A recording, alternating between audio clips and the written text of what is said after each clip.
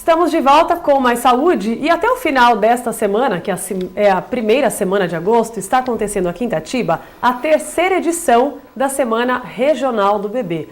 Falando sobre esse assunto e sobre o programa Primeiríssima Infância, estamos conversando hoje com a articuladora do programa em Itatiba, a enfermeira do CAC, Débora Diniz.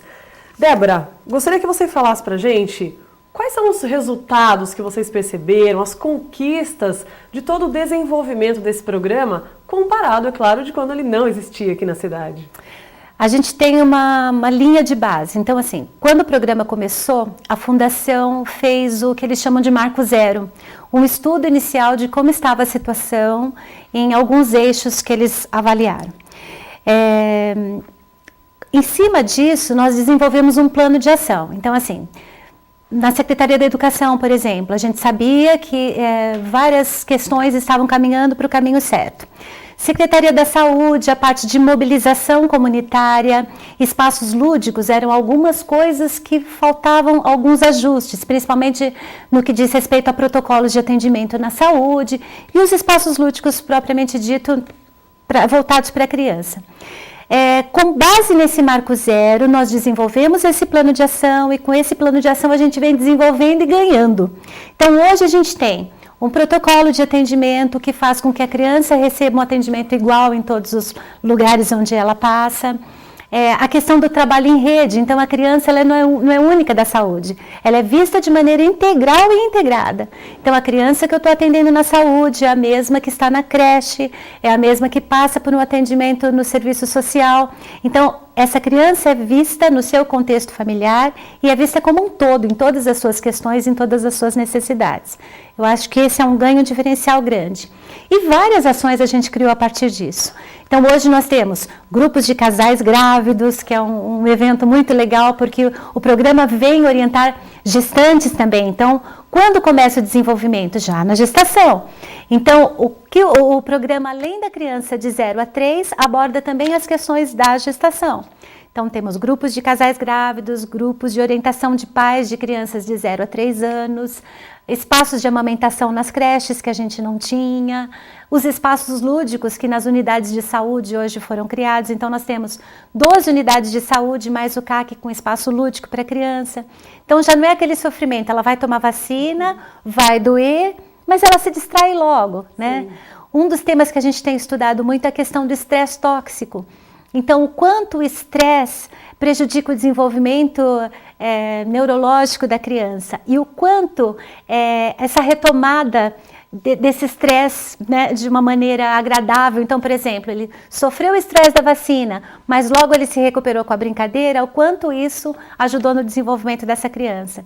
Então, são ganhos assim inúmeros que a gente teve em função da avaliação de um plano de ação que a gente conquistou e ainda vem trabalhando em cima. Então, ainda temos muito a fazer, mas eu acho que a gente já caminhou muito nesses 2 anos. Sim, antes de começar o programa, eu estava batendo um papo aqui com a Débora e falando que hoje em dia parece realmente que as crianças, não é, Débora, são muito mais espertas, mais inteligentes, mas o estímulo, né, da nossa época era diferente. Hoje elas são muito mais estimuladas e é por isso que tem essa esperteza toda também.